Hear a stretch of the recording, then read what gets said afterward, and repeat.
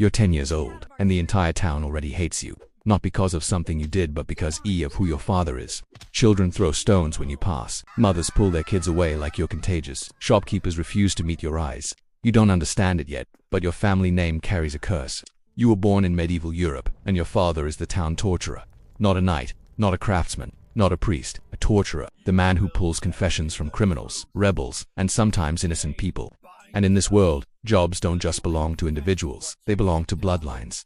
Which means one day, this will be your job too.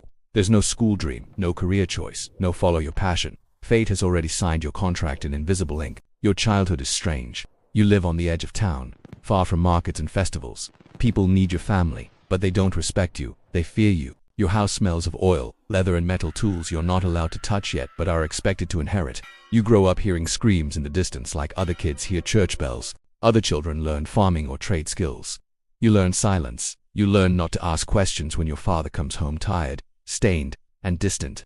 He rarely talks about work, but the tools speak for him. Ropes, iron clamps, wooden racks, each one cleaned carefully, almost lovingly like sacred objects. At 12, your training begins. Not with cruelty but with observation. You stand in a cold chamber while your father explains anatomy, pressure points, and the art of pain. He tells you something chilling. A good torturer doesn't enjoy it. A good torturer is precise. You're not taught anger, you're taught control, which somehow feels worse. By 15, you assist. You hold ropes, you prepare instruments. You watch prisoners cry, beg, confess to crimes they may or may not have committed. The first time someone screams directly because of your action, your hands shake for hours. That night you don't sleep, not because of guilt alone, but because you know tomorrow you'll have to do it again, and again, and again, until your hands stop shaking. The town still avoids you, but officials now greet you politely. Guards nod with respect. Priests tolerate your presence. You exist in a strange social limbo, necessary but despised. You're like a shadow everyone sees but pretends isn't there. Friendships rare, marriage difficult. Most families refuse to let their daughters near you. Even criminals spit at your feet while begging for mercy. You are both feared and powerless at the same time. By 20, you are the official torturer. Congratulations, you now have one of the most secure jobs in the city, and one of the most isolating. Your payment is decent, better than farmers, better than blacksmiths sometimes.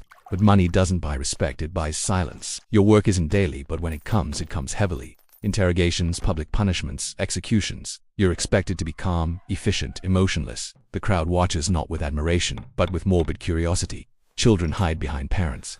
Adults whisper your name like it's a disease. You start developing coping mechanisms. Some torturers drink, others become cold and detached. A few convince themselves they're serving justice. But deep inside, every torturer carries the same burden, the knowledge that history will never remember them kindly. You can't switch careers easily. Guilds won't accept you. Tradesmen don't trust you. Even if you try to become a baker or carpenter, customers would avoid your shop. Your identity is welded to your profession like iron to flame. Years pass, and the psychological weight grows heavier than the physical work. You begin to notice changes in yourself. Loud noises irritate you. Crowds make you anxious. Silence feels safer. You stop attending festivals altogether. It's easier to stay home than to see the way people look at you. Nightmares become normal. Faces of prisoners blend together. Sometimes you remember innocent eyes. Sometimes you remember guilty smiles. Either way, they follow you into sleep. There is no therapy, no support, just routine and survival. Ironically, you also become highly skilled in medicine. You understand the human body better than most doctors, not to heal, but to control pain. You know where nerves run, how joints bend, how long a body can endure stress. It's knowledge gained through darkness, but knowledge nonetheless. And yet, society still calls you monster. By your 30s, your body begins to ache.